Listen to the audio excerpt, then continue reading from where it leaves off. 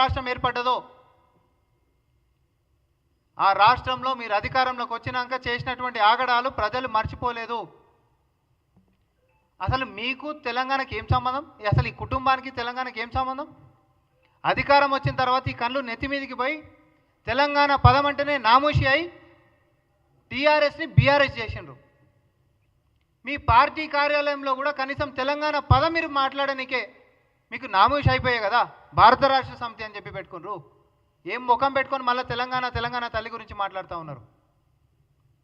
10 ఏళ్లలో అధికారికంగా మరి ఉద్యమ సమయంలో 2007లో తర్వాత కేసీఆర్ యొక్క టేబుల్ మీద ఒక లెక్క, 2007లో నేను చూపించినటువంటి విగ్రహం ఒక లెక్క, తర్వాత కాంగ్రెస్ పార్టీ అప్పుడు చూపించినటువంటి విగ్రహాలు ఒక లెక్క, పలు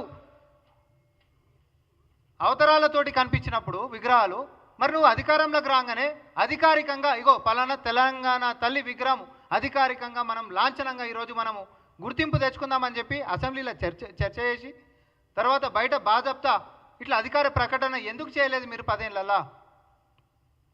ఎందుకు చేయలేదంటే తెలంగాణ తల్లి ఉండొద్దు, తెలంగాణ తల్లి అయినా తెలంగాణ తండ్రి అయినా ఏవైనా కల్వకుంట్ల చంద్రశేఖర్ రావే ఉండాలి, కల్వకుంట్ల కుటుంబమే ఉండాలి అనేటటువంటి నియంత పోకడతో మీరు ముందుకు పోయారు. కాబట్టి ఇంకొకటి కూడా మాట్లాడింది ఆయన కేటీఆర్ గారు. అసలు ఏమన్నా కొంచెమన్నా ఉందా? ఉద్యమ సమయంలో ఉంటున్నటువంటి విగ్రహం యొక్క రూపం మారుస్తారా అని చెప్పి మాట్లాడిండు. ఒక కామన్ మ్యాన్ క్వశ్చన్, మరి విగ్రహము ఉద్యమ సమయంలో ప్రజలు కోరుకున్నటువంటి దాని లెక్కనే ఉండాలని చెప్పి నువ్వు లాజికల్గా మాట్లాడినట్టే అయితే మరి అదే ఉద్యమ సమయంలో విద్యార్థులైనా నిరుద్యోగులైనా లేకపోతే సబ్బండ వర్గాలైనా ఉద్యోగులైనా ఎవరైనా అరే మొత్తం షర్ట్లు తీసేసేసి ఛాతీ మీద టీజీ అని చెప్పి ఆ రోజు ఉద్యమం చేస్తే టీజీ అనేటటువంటి పదంతో తెలంగాణ అనేటటువంటిది ఈరోజు ప్రపంచానికి ఆ రోజు మనం చాటినాం. మరి ఆ ఉద్యమ సమయంలో ఛాతుల మీద టీజీ అని ఉన్నటువంటివి నువ్వు అధికారం వచ్చిన తర్వాత టీఎస్ ఎట్లా చేసినావు చెప్పు? మరి ఉద్యమ సమయంలో ఉన్నటువంటి దాన్ని ఎవడన్నా తలతిక్కలోడు మారుస్తాడా అని నీ ప్రశ్న నేను నిన్నే అడుగుతా ఉన్నా. టీజీ అని చెప్పి ఉద్యమం చేసినటువంటి ఉన్న దాన్ని నువ్వు అధికారంలోకి వచ్చినాక టీఎస్ అని ఎందుకు మార్చినావు చెప్పు?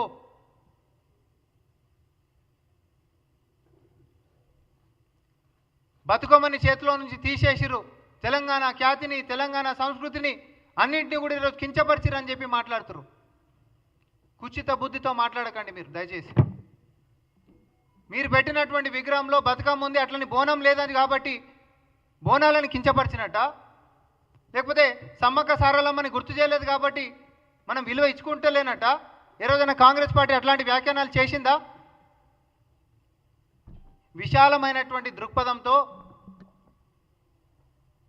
ఆ కింద ఉంటున్నటువంటి పునాది లెక్క ఉంటున్నటువంటి విగ్రహం పునాదిలో పీఠం ఏదైతే ఉందో పిడికిళ్ళతోటి ఉంది.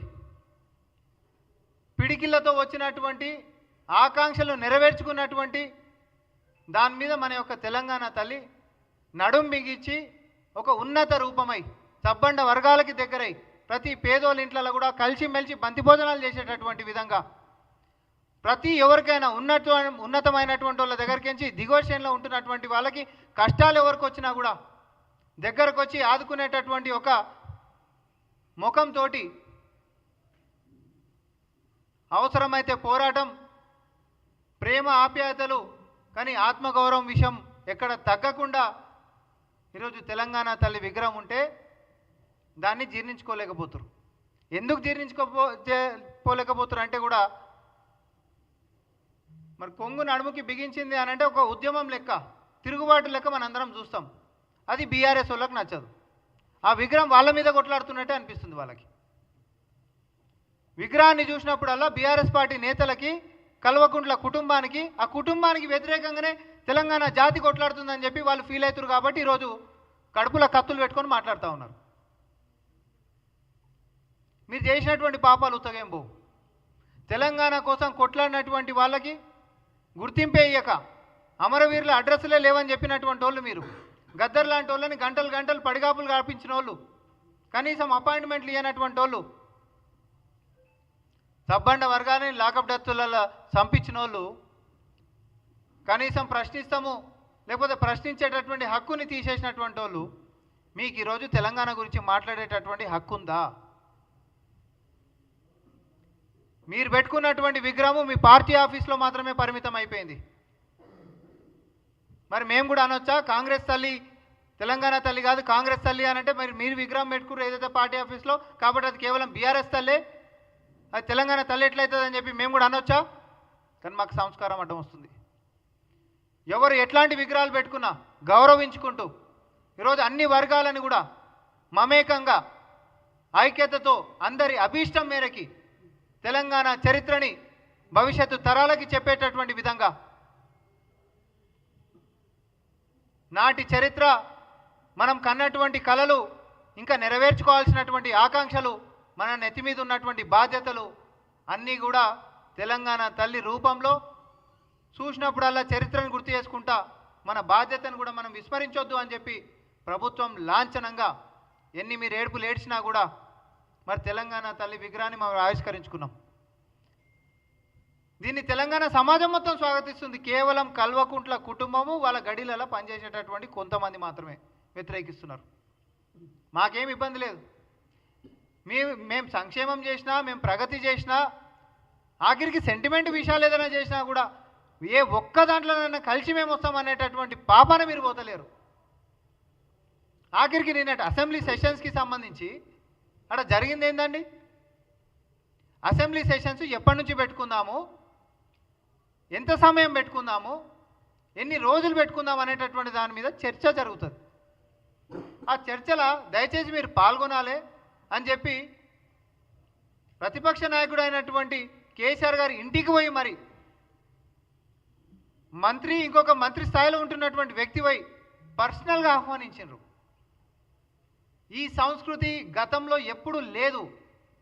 కానీ ప్రజాప్రభుత్వం వచ్చిన తర్వాత మేము మొండి వైఖరితోనో ఒంటెద్దు పోకడతోనో ఇది పోయేటటువంటిది కాదు. తెలంగాణ ఆకాంక్షలు నెరవేర్చుకోవాలి, తెలంగాణలో ఉంటున్నటువంటి సమస్యలకి పరిష్కారం వెతుక్కోవాలి, సభ సాఫీగా జరగాలి, పారదర్శకంగా మా పరిపాలనని ప్రజల్లోకి చెప్పడానికి మాకు ధైర్యంగా ఉంది. ఎస్, మావేమన్నా లోపాలు ఉంటే కూడా అదే సభలకు మీరు వచ్చి మమ్మల్ని ప్రశ్నించండి, కానీ రండి సభకి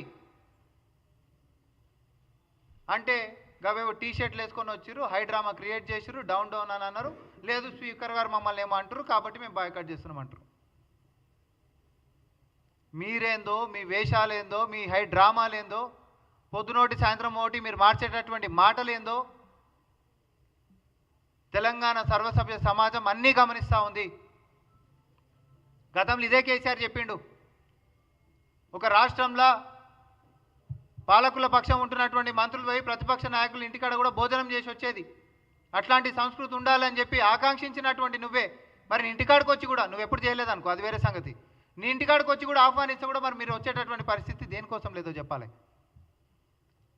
మేము బాజప్తా ప్రజాపాలన చేస్తున్నాం, పారదర్శకంగా ఉంటున్నాం, ప్రజల గురించే కొట్లాడుతున్నాం. కాబట్టే మేము చేసే ప్రతిది కూడా ప్రజలకు చెప్పుడే కాదు, ప్రతిపక్ష నాయకుడిని ఇంటికాడ దాకా కూడా వచ్చి మరి మేము పిలిచేటటువంటి దమ్ము ధైర్యం కాంగ్రెస్ పార్టీకి ప్రజా ప్రభుత్వానికి ఉంది. మేము అన్ని తప్పులు చేస్తున్నామని చెప్పి పొద్దున్న నుంచి సాయంత్రం దాకా ఊదరగొట్టేటటువంటి నీ చుట్టుముట్టు ఒక రెండు ఛానల్ పెట్టుకొని మాట్లాడేటటువంటి వాళ్ళు మరి వచ్చి నిజాలు మాట్లాడడానికే దమ్ము ధైర్యం ఎందుకు లేదని అంటా ఉన్నా, డ్రామాలు ఎందుకు చేస్తారని చెప్పి అంటా ఉన్నా. కేటీఆర్ చేస్తున్నటువంటి ప్రతి వ్యాఖ్యకి కుంగిపోయేది కేసీఆర్ అని నేను చెప్తున్నా. ఎందుకంటే ఆయన ఏం మాట్లాడుతాడో ఆయనకే తెలియదు. ఆయన మాట్లాడుతున్నవన్నీ అలా ఏం ఆపాదించి మాట్లాడినట్టే ఉంటాయి.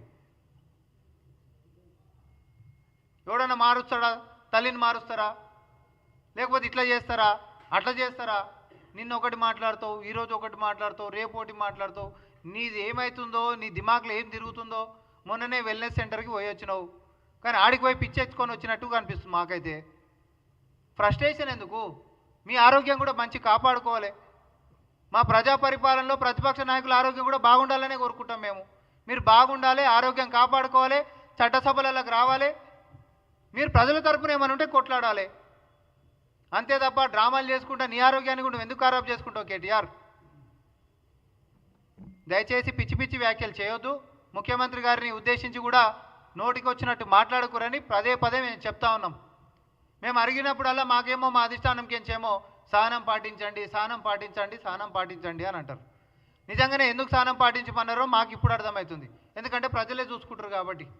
అవతలోడు పిచ్చివాటి అరుస్తూ ఉన్నాడు, మీరు పెద్దగా పట్టించుకోవాల్సినటువంటి అవసరం లేదని. నిజంగానే మాదేమైనా తప్పు ఉంటే సహేతుకంగా ఒక కన్స్ట్రక్టివ్ క్రిటిసిజం చేస్తే మేము దాని జవాబులు చెప్తాం. మరి మీరు చేసిందే లేదా? మీరు ఒక్కటి మాత్రం చాలా స్పష్టంగా చెప్తా ఉన్నాం, రానున్నటువంటి అసెంబ్లీ సెషన్స్లో బీఆర్ఎస్ పార్టీ